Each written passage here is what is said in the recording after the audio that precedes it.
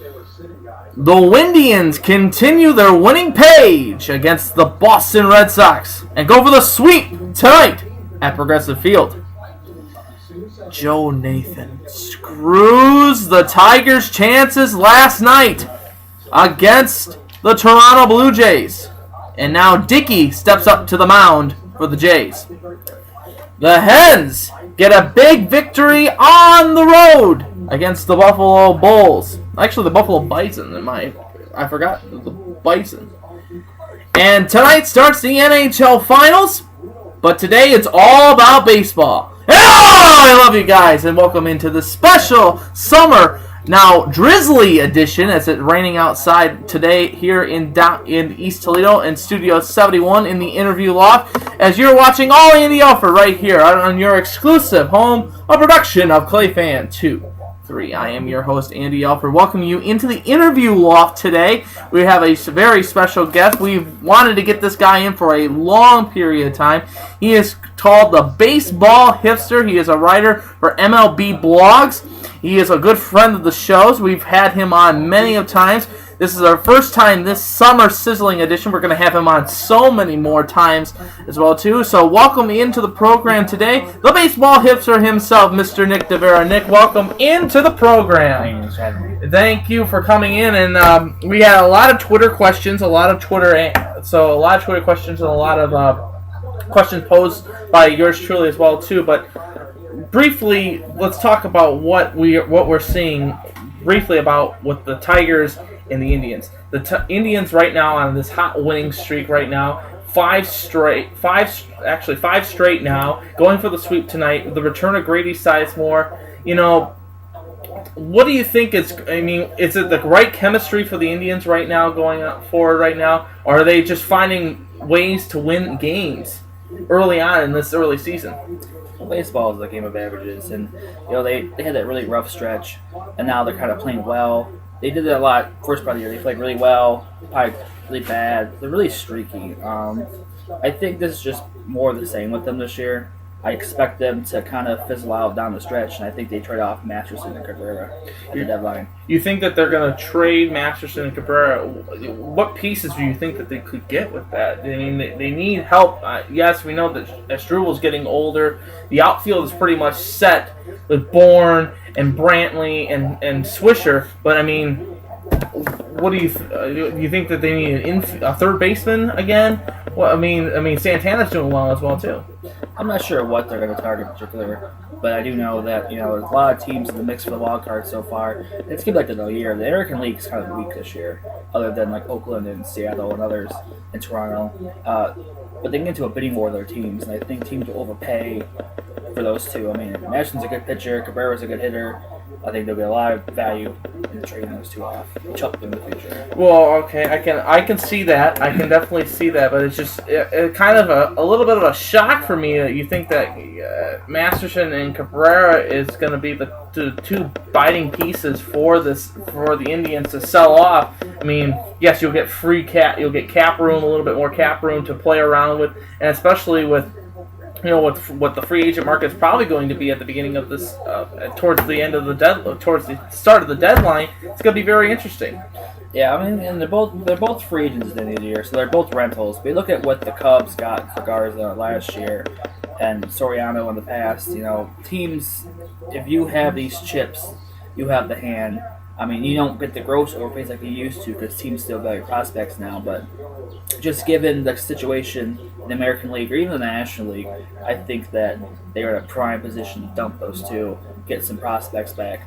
And, because even if they hold on to those two and re-sign them, Cleveland has a lot of money in general. And you bring those two back, you're going to clog up a lot of your limited payroll. So this way they get something for them without letting them walk. Okay. Now on the opposite end on the other side of the lake, you have the Detroit Tigers, who are recently in a big struggle, leading the division. They're a record of 31-21. The White Sox are 4 games out of first place. 4.5 is Cleveland. For me, I think it's the bullpen that's been hurting them mostly. I mean, Joe Nathan last night basically screwing the chance for them to win the game against Toronto, get back on the winning page, and now you got to face Dickey and Burr and a healthy rotation that is the Toronto Blue Jays before you walk them into these Boston Red Sox. It's going to be interesting for them to see how they are going to recuperate, and I think it starts off with who starts tonight. Rick Porcello. Porcello 8-2, great record for him so far. He's probably one of the standout pitchers so far this year since Doug Fister has left. I think it's going to be interesting seeing him. And Verlander's been struggling as of late as well, too. I think with Detroit is, similar to Cleveland, they had that really hot stretch about 2 weeks ago where they just won, 8, 9 in a row. Mm-hmm. But now they're kind of baseball's getting averages. Now they get back to, they're kind of making up for that now by losing a lot. I still think they're the best team in the division. They do need a new closer, and they should get on their bat and stick him somewhere. Maybe a short, or maybe replace Jackson, because Jackson's not playing that well. He's a free agent of the year. I don't think they're going to move Jackson, but Jackson, Rajai Davis is starting to fold. Yeah, and especially what we found out this afternoon that Eugenio Suarez has been called up from the Mudhens today. He's been called up from the Mudhens to be at shortstop tonight, and it'll be interesting to see how Osmus is going to use him in the lineup tonight, and especially against R.A. Dickey, who's a pro knuckleballer. Yeah, I mean, Dickey's having not the same Cy Young you had in New York with the Mets, but Toronto's a good team. A lot of people are like, no, they're gonna, but Detroit is, a lot of the hitters aren't hitting, and they're facing a good Blue Jay team. I think, and plus Boston's hot now, so I think they'll probably, they're gonna have a rough week, but I still think they still might pick to win the division. Okay. So we had a lot of Twitter questions and a lot of Facebook questions as well too. Thank you for sending them in. Of course, we've been holding them off for this guy to come into the studio and get ready. So our first question is coming in to us, and the viewer wants to know was wondering what the Dodgers can do to get back on top of the National League West.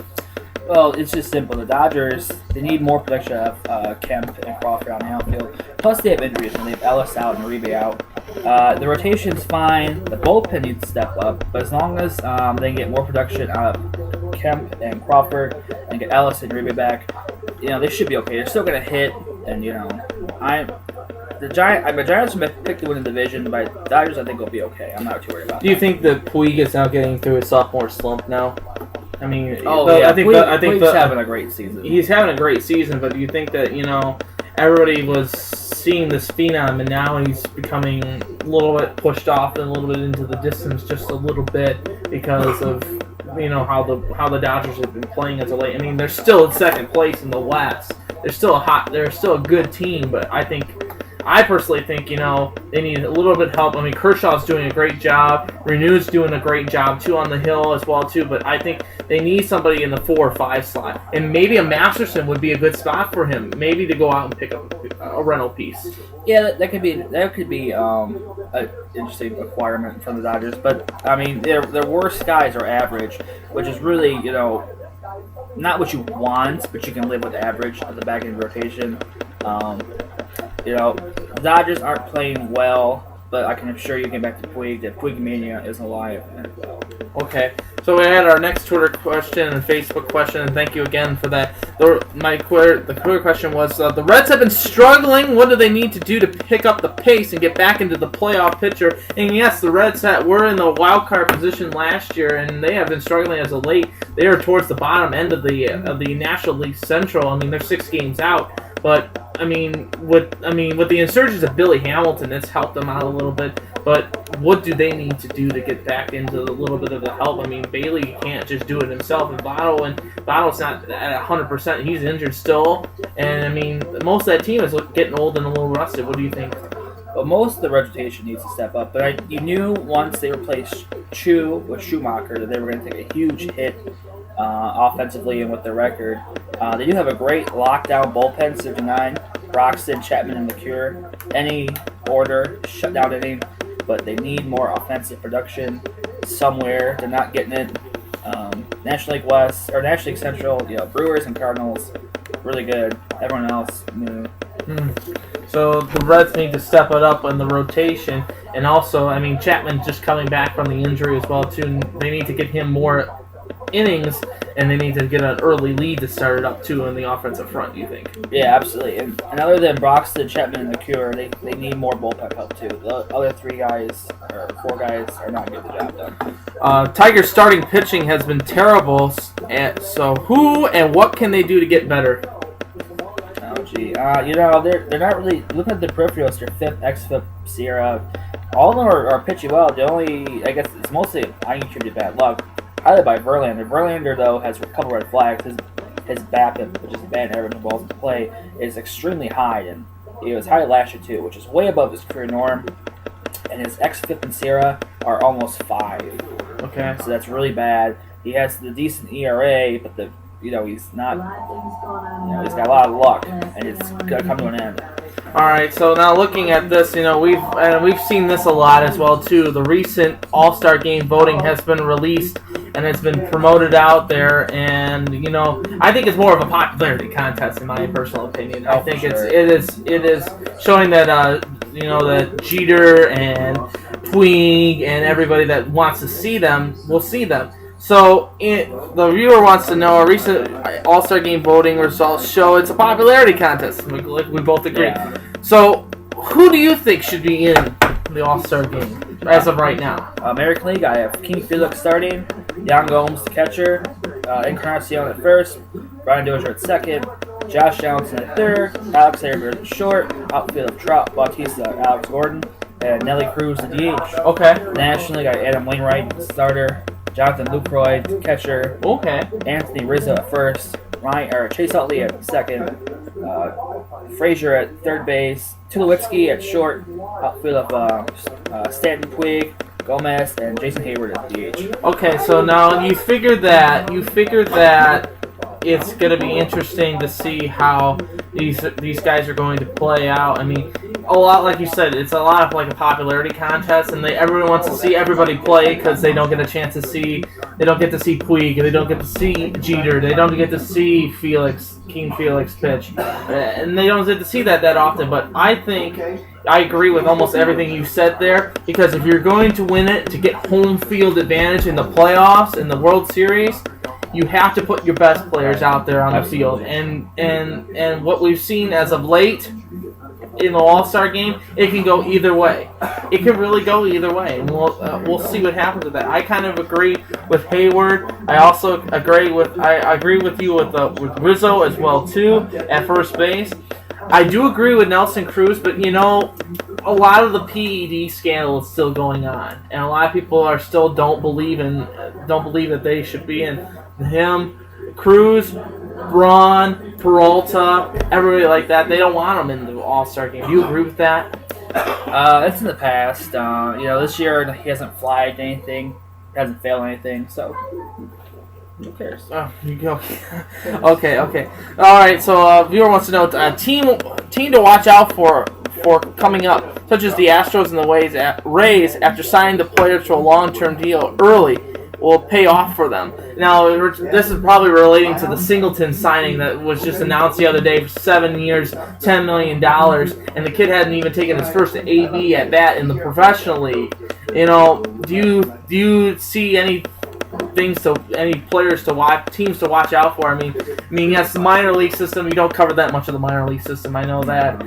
But is it interesting to see what team do you think that the Astros will get better and better, especially with them having the first round pick this tomorrow night in the MLB draft? Oh, absolutely. The Astros, every one of their farm teams last year made the playoffs. Number 1 ranked farm system last couple years. They're due to burst. I don't know if it's going to be next year after that, but they are loaded with talent.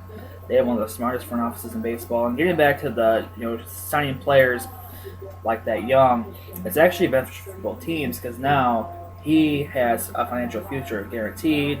They have one of the best young players locked up for 7 more years. It's win-win. I like it. The White Sox did it for Chris Sale. It's good. It's a good move. Opinion on instant replay so far. I mean, I haven't talked to you since they've instituted instant replay. Do you like it so far? Do you like what they're using for it as well too? And do you think that they should expand it a little bit more?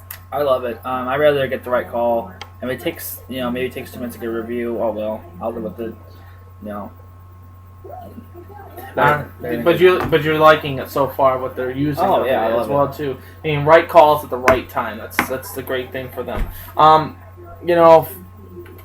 A viewer wants to know as well too. Where do you see the Indians finishing after this 5-game winning streak continues after tonight? Probably going for 6 tonight, as Workman is on the hill for Boston, and on the opposite side is, in my personal opinion, the pitcher of the month of May should have been Corey Kluber. After Detroit, the division's pretty much a toss-up. I think the Cleveland, as I mentioned earlier, is going to sell off their 2 guys. I think they finish 4th. You see you finishing 4th. Now, where do you see starting for the National League and American League based on what you've seen so far? Who do you see starting for the American League and National League based on what you see so far for the World Series itself? Bay Area A's and Giants, just like '89. Really, you're gonna have the Earthquake Series rematch all over again of the A's and the Giants. I'm not really completely sold on the Giants yet. Well, early on in the season, what we mentioned earlier on in the season, you talked about how the Nationals were a team to watch out for. What's the change so far from was it the Desmond injury? Strasburg not performing at the same time as well too, or Harper. Many injuries to the Nationals. Yeah, Zimmerman, Harper, a lot of Strasburg. They gotta be healthy and prove themselves. I'm still convinced the A's are the best team in baseball this year. Still are convinced? I still think they're gonna win it all. They're still gonna win it all. Okay, now we talked about Masterson and Cabrera and the trade deadline soon to come, and if you were one of my questions I wanted to ask you is where do you see they need help deadline soon for Detroit and Cleveland as well as other teams such as the Reds and the Pale of the White Sox? Well, I think Cleveland's gonna be a seller, so I'm not even gonna get into them. Okay. Detroit needs a closer. I don't even know who they can get. Maybe they can get Aston Reed from Arizona. Arizona's kind of fading down. They're a dumpster fire. Reds need some more bullpen help in their bat stick somewhere, and White Sox need a bullpen help and maybe right-handed starter. Well, the problem I think is with every team needs bullpen help, especially if you're needing it like as bad as like the White Sox, as bad as what the Tigers need. Al Albuquerque isn't going to be there all the time. Jabba Chamberlain isn't going to be there, and personally, and I haven't mentioned this to the viewers yet, but I think you take Nathan out, or you put Nathan down as your 8th inning setup, and you bring Java in for the 9th. Wouldn't that work? Java closed New York for a couple years, did he? Yes, he did. So he's got experience. He was pitching pretty well this year. I would roll with that. Why not? All right, and our final question coming into us is with the MLB draft tomorrow, who do you see going number 1 to Houston, and where do the first picks of the Chicago White Sox, the Detroit Tigers, and the Cleveland Indians, and what do they need to get in this draft to help boost their minor league system and get them back into the show? Brady Aiken's going number 1 to Houston. I think that's pretty much close. I'd like to see the White Sox get Carlos Rodon, but I think they're getting stuck with Kolek. I shouldn't say stuck because they're all great players, right potential, but I'd rather see Rodon. In regards to Detroit and Cleveland, you usually don't go for a specific position. Just take the best talent available, because let's say Detroit needs a catcher now. They draft a catcher, but he's going to be 3-4 years away. In 3-4 years, they might not need a catcher. So you just go for what's best available, always. All right, and I'm going to put you on the spot, too. Kings or Rangers, and how many games? I think Kings in 6, but I really want New York to win because the original 6. Okay. Now, where can the people find your blog, and then where they can read up on more stuff, and what's your next piece that you're working on? Still at thebaseballhipster.mlblog.com. I write at shystatesports.com. Follow me at Twitter at Nickofypres, NICKOFYPRES. I talk a lot of baseball and politics on there. The real Keith Olbermann over here, folks. Yeah. I really haven't worked anything lately. My last article was about I don't remember. It was about Lexi Ramirez for Shy State Sports. That was a while ago. I really should get back to writing. Yeah, you should definitely get back to writing, especially that. And I love this guy. This guy's got some good insight, good work insight too, and it is always a pleasure to have you here in the Man Cave. You're always welcome to stop by. We'll probably be contacting you some more to do some more of this, especially when we get closer to the All-Star game, so then we can have our mid-season review of what we want to talk about and see who's our winners and losers for the first half of the season. Yeah. We'll see what happens with that. Right now, I think the Tigers are becoming the loser of the first half of the season, in my opinion. They'll be all right. We'll see what happens. Nick, thank you so very much for stopping by. Thanks for having me on. You're very welcome. This has been all Andy Alfred right here on ClayFan23. I hope you have a terrific day. Go Tigers! Let's pick up a big victory. Let's go try, break out the brooms for the Red Sox, and let's go Hens. I love you guys, and I'll see you tomorrow for another edition of All Andy Alfred. Love you. Bye.